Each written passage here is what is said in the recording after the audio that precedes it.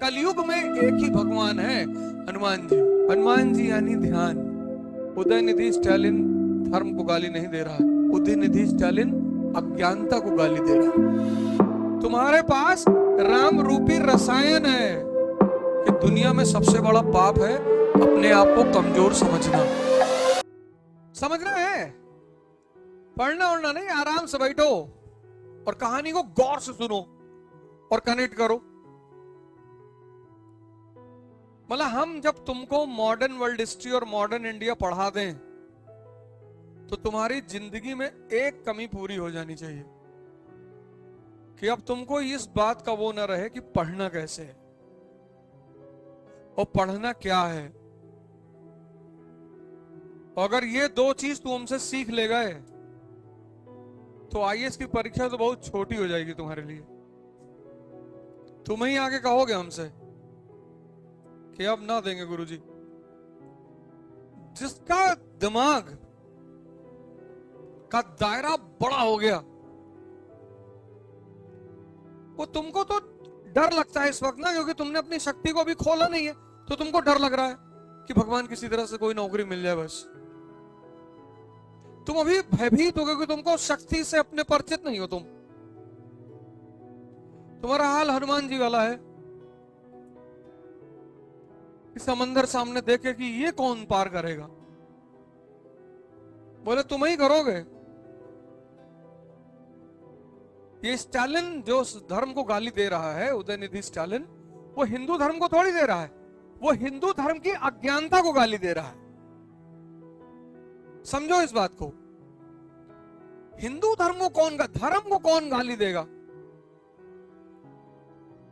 क्योंकि मैंने पिछली बार भी तुमसे क्लास में पूछा, कई बार मैंने लोगों से पूछा, अब कितने लोग हो इस क्लास में जिन्होंने हनुमान चालीसा कम से कम 50 बार तो पढ़ी होगी? कितने लोगों ने पढ़ी? 1 2 3 4 5। तुमने पढ़ी? 8 सिद्धियां गिनाओ। ले देखो, इसको गाली दे रहा था वो।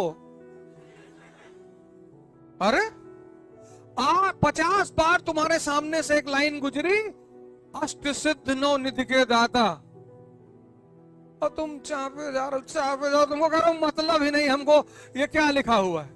तुम उसको नाहक में गाली दे रहे हो उदयनिधि स्टालिन को। सही कर रहा है वो कोई गलत काम थोड़ी कर रहा है, क्योंकि जिसने हनुमान चालीसा जो समझ जाएगा वो कमजोर रह ही नहीं सकता। कलयुग में एक ही भगवान है, हनुमान जी। कलयुग से तुम्हें एक ही आदमी बचा सकता है, हनुमान जी। हनुमान जी यानी ध्यान। सोचो तुम 50 बार से ज्यादा पढ़ चुके होगे, तुमने कभी ध्यान ही नहीं दिया। कल बताना मुझे 8 सिद्धियां, अष्ट सिद्ध और 9 निधियां। लोग तड़पड़ा रहे, उदयनिधि स्टालिन गाली दे रहा, अंधविश्वास को गाली दे रहा। 50 बार पढ़े, उसमें लिखा हुआ है राम रसायन तुमरे पासा। तुम्हारे पास राम रूपी रसायन है। तुम कह रहे हो हमारे पास भैया है ही नहीं। है। कभी स्टालिन वो कारगिल पार्क में टहलना, उसमें विवेकानंद के बड़े सारे कोट्स लिखे हुए हैं। उसमें एक कोट बड़ा प्यारा है, एक ही लाइन का है कि दुनिया में सबसे बड़ा पाप है अपने आप को कमजोर समझना, क्योंकि तुम हो ही नहीं।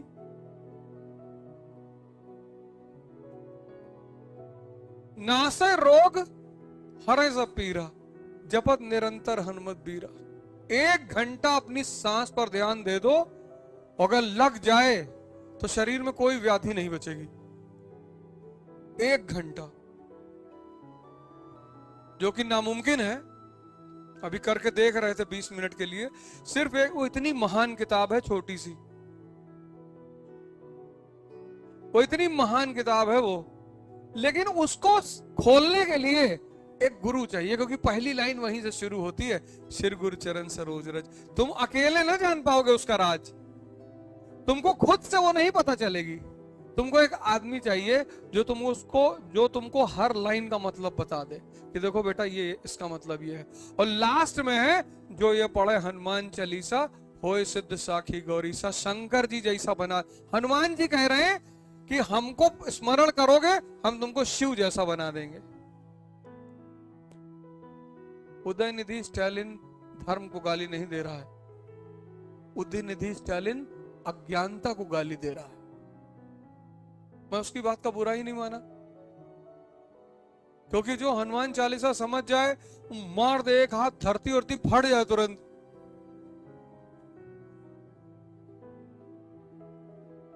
शक्ति ही यही है। 4 भाई हैं, राम लक्ष्मण भरत शत्रुघ्न। 4 भाई 4 चीज के सूचक हैं, धर्म अर्थ काम मोक्ष। 3 माएं तो 3 गुण हैं जीवन में, सत्व रज तम।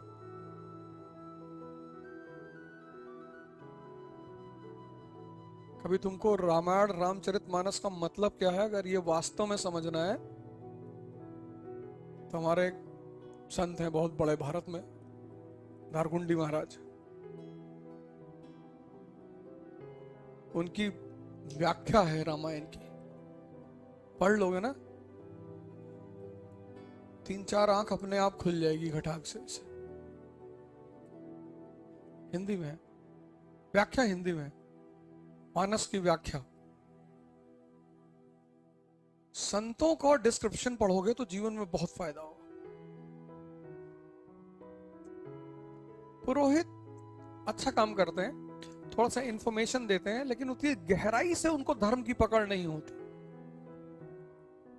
पुरोहित को सिर्फ थ्योरी पता होती है, जरूरी भी है किसी भी धर्म का पुरोहित हो, हिंदू मुसलमान किसी भी धर्म का। तो हसन बसरी बसरा के थे, शेख सूफी थे, उनको नदी पार करके जाना होता था डेली। तो मस्जिद के मौलाना से उन्होंने कहा कि मौलाना साहब डेली नदी पार करना पड़ता है, 50 पैसा देना पड़ता है। तो मौलाना ने कहा कोई जरूरत नहीं है यार, दुआ पढ़ लिया करो, दुआ पढ़ के और नदी चले जाया करो इसे चलते हुए। तो उन्होंने कहा ठीक है, वो गए दुआ पढ़े और पार हो गए चलते चलते। अब वो डेली यही करते थे, चल के चले आते थे, उतर आते। एक दिन मौलाना साहब फंस गए नदी किनारे, रात में नाव बंद हो गई। मौलाना साहब बसरी साहब को मिले, बोले यार हसन यार नदी पार करनी है। अरे बोले क्या, आप ही तो बताए थे हमको कि दुआ पढ़ लो निकल जाओ, तो आप भी पढ़ के निकल जाओ। तो बोले तुम निकल जाते हो? अरे बोले है तब से तो यही कर ही रहे हैं। तो दुआ पढ़े हसन साहब और नदी पे चलते हुए चले गए, फिर लौट आए। मौलाना को लगा अरे यार हम ही बताए थे इसको। तो मौलाना भी पढ़ के चले, जैसे चले डूब गए। बहुत बड़े संत थे वेस्ट एशिया में, बयाजिद। तो दोनों लोग उनके पास गए कि महाराज यही सिखाए थे हमको, ये डूब जा रहे हैं और हम चल रहे हैं। तो कहे तुम बहुत यकीन से पढ़ते हो, इनको पता तो है यकीन नहीं है।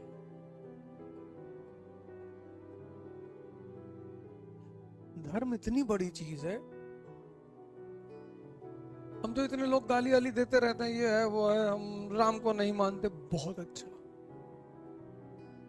बहुत बढ़िया, जाओ चाय पियोगे? नहीं नहीं, जाओ। अबे हम ठेका लिए सबको धर्म मनवाने का, मत मानो